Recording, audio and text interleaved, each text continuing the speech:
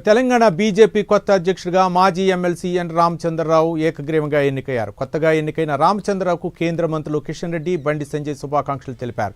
తనను రాష్ట్ర అధ్యక్షుడిగా ఎన్నుకోవడం పట్ల సంతోషం వ్యక్తం చేశారు. ఈరోజు బీజేపీ అతిపెద్ద రాజకీయ పార్టీగా ఎదగటం వెనుక ఎంతో మంది నేతలు, కార్యకర్తల కృషి ఉందన్నారు రామచంద్రరావు. తాను సౌమ్యుడిని కాదని 14 సార్లు జైలుకు వెళ్లి వచ్చానని తెలిపారు. విద్యార్థుల కోసం పోరాడి పోలీసుల చేతిలో దెబ్బలు తిన్న రోజులను రామచంద్రరావు గుర్తు చేసుకున్నారు. ఈరోజు భారతీయ జనతా పార్టీ ఈ స్థాయికి వచ్చిందంటే దీని వెనక ఎంతమంది కార్యకర్తల త్యాగాలు ఉన్నాయన్న విషయాన్ని మనం గుర్తుపెట్టుకోవాలి. ఎంతమంది నాయకుల కష్టం ఉందని గుర్తుపెట్టుకోవాలి.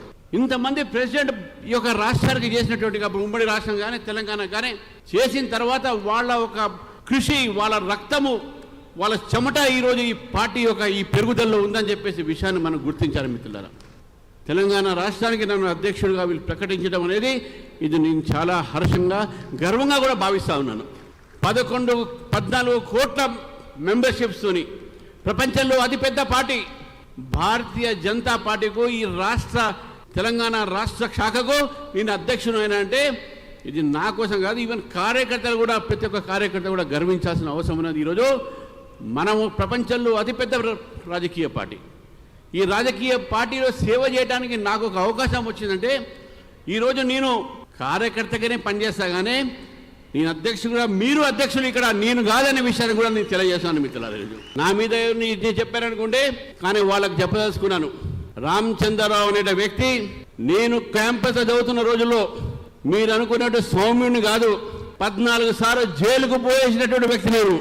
విద్యార్థుల కోసం పోరాడి పోలీసులు దెబ్బతిన్న వ్యక్తిని నేను. నక్సలైట్ని అరెస్ట్ చేయమని చెప్పి జితేందర్ రెడ్డి మర్డర్ తర్వాత అసెంబ్లీ ముందు నేను ధర్నా చేస్తుండగా ధర్మారావు తెలుసు, పోలీసులు నన్ను లాఠీ చార్జ్ చేస్తే నా చేయి ఇరిగినటువంటి విషయాన్ని గురించి మీకు తెలియజేస్తాను మిత్రులారా. సిద్ధాంతం కోసము, కార్యకర్త కోసము మనం త్యాగాలు వేయడానికి సిద్ధంగా ఉన్నాం. అగ్రెసివ్ అంటే ఏదో గుండెలిప్పి కాదు, అగ్రెసివ్ అంటే సిద్ధాంతం మీద నమ్మకమైన విషయాన్ని గుర్తుపెట్టుకోవాలి మిత్రులారా. ఇది అగ్రెసివ్.